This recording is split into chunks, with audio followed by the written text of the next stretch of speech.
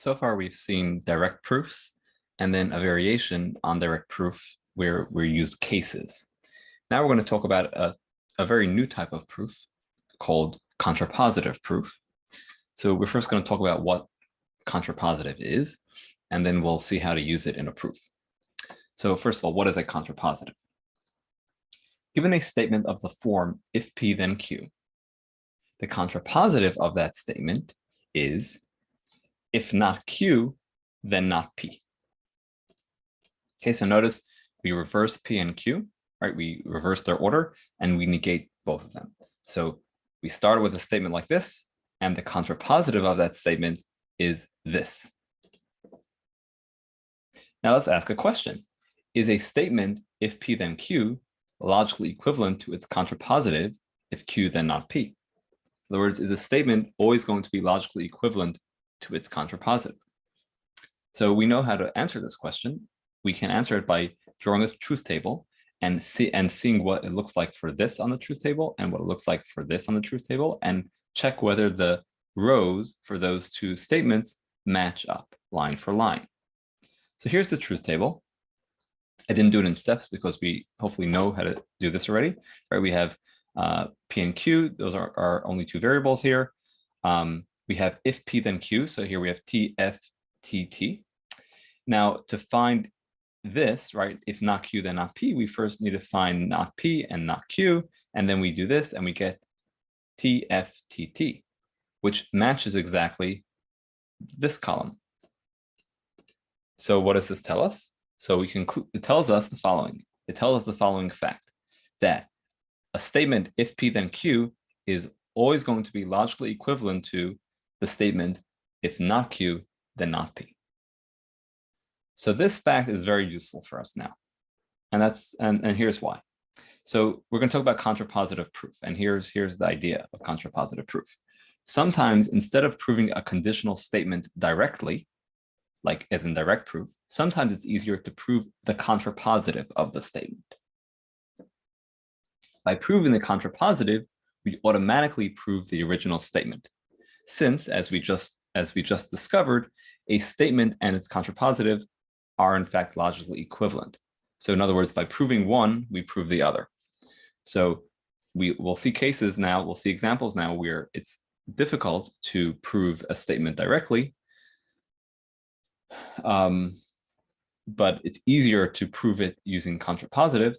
And in that case, if we prove the contrapositive of the statement, we are automatically proving the statement itself. Okay, so here's the outline for a proof by contrapositive.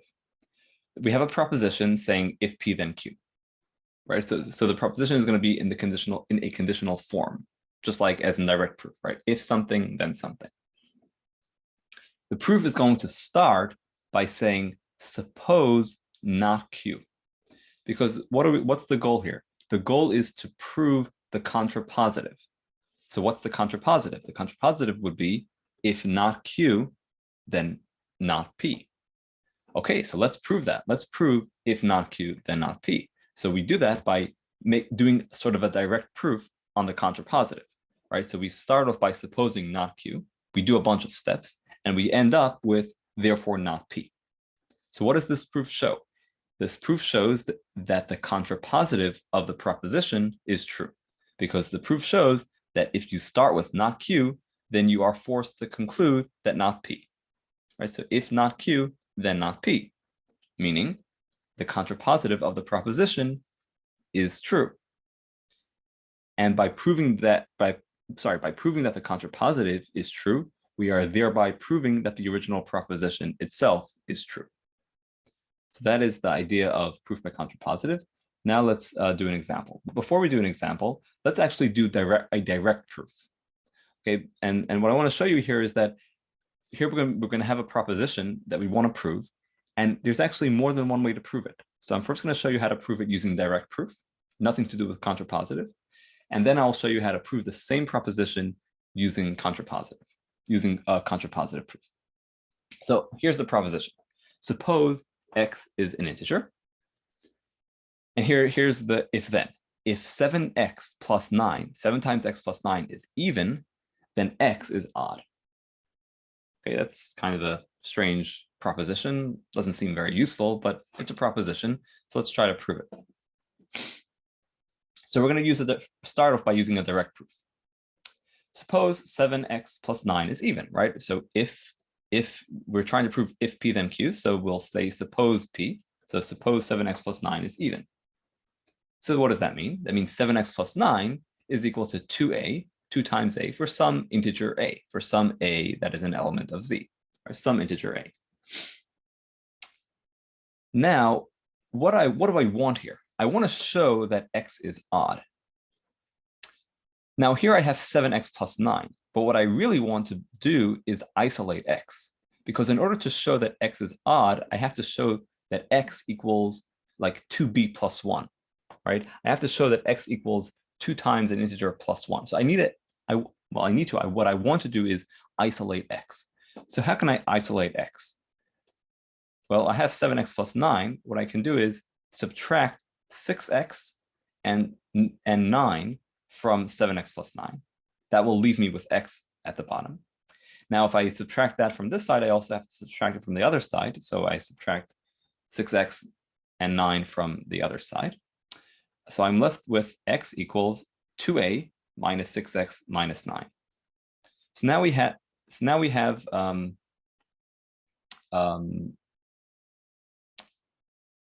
have x equals something, and we need to show that x is odd. So we have to show that this is in the form of an odd number. So let's see how we do that. So first, I'll write it slightly differently. I'll write x equals 2a minus 6x minus 10 plus 1. Right, so this minus 10 plus 1 is the same as minus 9. You'll see why I do that in a second. And here's why. I want to be able to factor out a 2, right, and be left with a plus 1 here. So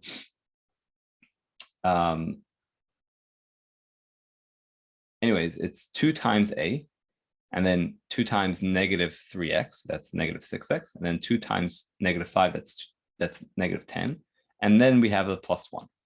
So notice what we have here. We have 2 times an integer plus 1. Because we know that a is an integer because we said it's an integer. And we know x is an integer because that's what we were given.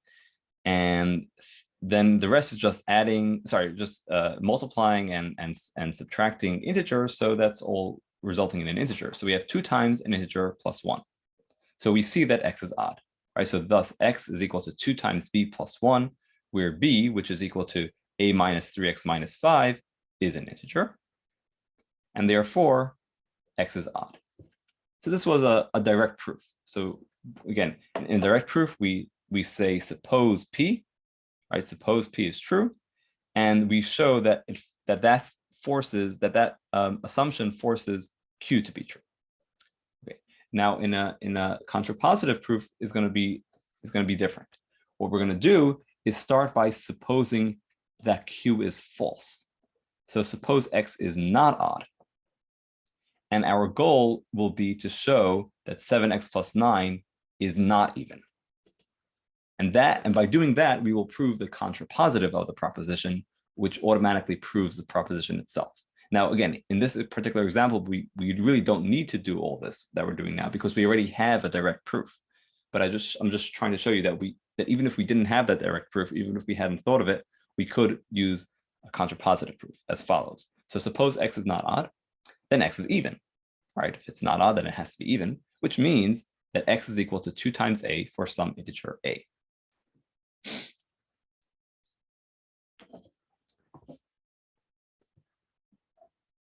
Thus, 7x plus 9. So what is, if x is equal to 2a, then what is 7x plus 9? So that's 7 times 2a plus 9, or 14a plus 9, or 2 times 7a plus 4 plus 1, which is an odd number. So 7x plus 9 is equal to 2 times b plus 1, right? This is an integer, b, where b is an integer. So 7x plus 9 is odd. That is, it is not even. It is not even. So what did we show? We show that if we suppose x is even, not odd, then it forces 7x plus 9 to be odd, not even. In other words, we prove that if not Q, then not P, which is exactly the contrapositive of the proposition. So since we've proved the contrapositive of the proposition, we have proved the contrapositive, we have proved the proposition itself as well. Sorry, it's a little cut off here. So again, since we proved the contrapositive of the proposition, we have proved the proposition itself as well. All right, let's do another contrapositive proof. And here's an example where we really need to use contrapositive, and trying to do this directly won't work so well. So suppose x and y are integers. If 5 does not divide x times y, then 5 does not divide x, and 5 does not divide y. Let's do a very brief example just to give you a feeling of, a feel of what the proposition is saying. So let's say we have these, the following. So we know that, well, first of all, we know that 5 does not divide 21, right? 5 does not divide 21 because, well, think about it. If you do 21 divided by 5, you don't get a whole number, right? So 5 does not divide 21. The proposition says that since 21 is equal to 3 times 7, the proposition says that because 5 does not divide x times y, in other words, it does not divide 3 times 7, therefore 5 does not divide 3, and also 5 does not divide 7. Okay, now that's obvious. That's obviously true. But of course, the proposition is saying that this is true for all integers x and y. So this is just an example. But the point of this example was not to prove anything. The point of this example was just to help explain what the proposition is saying. Now we have to actually go ahead and do a proof. So here's a proof, and we're going to use contrapositive proof. And try doing, if you try doing this directly, what would happen? Just think for a second. If we would try doing this directly, we would start off by supposing 5 does not divide x times y. And then we would have to show from there that 5 does not divide x and 5 does not divide y. There's no obvious way to do that. There's no obvious way to start from here and conclude from that this, right? There's no obvious path. So here we're going to use a proof by contrapositive, and you'll see it will be manageable. So in the proof by contrapositive, we're going to start out by supposing that this is false, and our goal will be to prove that this is false. Okay, so suppose that it is not the case that 5 does not divide x and 5 does not divide y. In other words, suppose that this is false. Okay, now here we have to think back to the previous topic where we talked about some laws, some rules about how to simplify these kinds of, or how to negate these kinds of, how to negate expressions, how to negate statements. Here we have not P and Q. Well, not P and Q, I should say. Not something and something, right? So not A and B, not A and B. How did that get simplified? So by one of the De Morgan's laws, we have the following. We have it is false that 5 does not divide x, or it is false that 5 does not divide y. So look back to De Morgan's laws, and you'll see that not A and B is equal to not A or not B. Okay, so that's what we have so far. So again, we're starting by supposing that this part is false, and that leads to this. Let's go a step further. So what does it mean that not 5 does not divide x? Well, that means that 5 divides x. What does it mean to say that not 5 does not divide y? It means 5 does divide y. Okay, great. Now, what is our goal? So this is what we have so far. 5 divides x, or 5 divides y. Or 5 divides y. What do we wish to show? We wish to show that 5 divides x times y. Remember, we're trying to show that this is false. We're trying to show that this is false. So what does it mean to say that this is false? It means that 5 does divide x times y. So that's our goal. Our goal is to show that by supposing that this is false, that leads us to conclude that this is false. So again, so far we have that 5 divides x or 5 divides y, and we wish to show that 5 divides x times y. Okay, so let's now here it seems like an obvious, maybe not so obvious, but what we have here is two cases, because we're saying that 5 divides x or 5 divides y. So one possibility is that 5 divides x. Another one is that 5 divides y. So case one is suppose that 5 divides x. Now we'll deal with the case where 5 divides y later, but suppose 5 divides x. So what does it mean to say that 5 divides x? So that means, according to the definition of divisibility, it means that x is equal to 5 times a for some integer a. Now our goal is to show that 5 divides x times y. So that means we have to show that x times y is equal to 5 times an integer. Look back to the definition of divisibility. If we want to show that 5 divides x times y, what we have to show is that x times y is equal to 5 times an integer. Okay, so we know that x is equal to 5a. Now, what is x times y? Again, we have to show that x times y is equal to 5 times an integer. So let's see, x times y, well, we know x is 5a. So x times y is equal to 5a times y. Now I can move these parentheses because it's all multiplication. It's only multiplication happening here, so the order of the multiplication doesn't matter. So I can rearrange the parentheses like this. So x times y is equal to 5 times a y. So what do we have here? We have that x times y is equal to 5 times b, where b is an integer. All right, we have x times y is equal to 5 times a times y is an integer. So we have that. So we have that x times y is equal to 5 times b, where b is an integer, and therefore, by the definition of divisibility, 5 divides x times y. Okay, now this was all the case where 5 divides x. What about if 5 divides y? So suppose 5 divides y. So by the definition of divisibility, we know that y is equal to 5 times a for some integer a. Now, just mentioning again, don't worry about reusing the fact that we're reusing the same variable name here that we used here, because each case is like its own mini proof. So you're allowed to repeat variable names from a different case, but within the same case, that would not be good, right? Within one proof would not be good, but within two different mini proofs, it's fine. Okay, so now if we know that, sorry, what are we trying to show? Again, we're trying to show that 5 divides x times y. In order to do that, we have to show that x times y is equal to 5 times an integer. So let's see, what is x times y? Well, we know that y is 5a, so we have x times y is equal to x times 5a. Now, again, we can rearrange the parentheses. So we have 5 times x times a. Well, we're also moving numbers around, but again, it's all multiplication, so we're allowed to do that. So what does that tell us? Well, we see that x times y is equal to 5 times b, where b is some integer, right? We have x times y is equal to 5 times this, and this thing is an integer because x is an integer because it's an element of z over here, and a is an integer because that's how we defined a. That's what we said a is. So x times a is also an integer.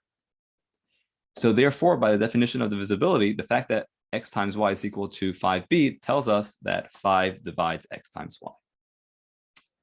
Now, what we've done here is have two cases, and in both cases, we have seen that 5 divides x times y. Now, you might be saying, hold on, don't we need a third case? Because think about it. If I say 5 divides x or 5 divides y, that also includes the possibility that 5 divides x and 5 divides y. Remember, or usually, unless specified otherwise, or means inclusive or, right? It includes the possibility that both of them are true. So what about if 5 divides x and 5 divides y too? I'm sorry, what happens if 5 divides x and 5 divides y as well? Well, if you think about it, that's actually covered by the cases, right? So the first case, covers where 5 divides x, regardless of whether 5 divides y. And the second case covers the case where 5 divides y, regardless of whether 5 divides x. So really, by having these two cases, we cover all possibilities. So what have we done? We have proved the contrapositive of the proposition, right? We have proved that if we assume this is false, then this must be false. So we've proved the contrapositive of the proposition, and therefore we have proved the proposition itself. Okay, this is the next topic is congruence, where we congruence of integers, which is a new definition, and where we use contrapositive proof and direct proof. So we'll do that in a separate video.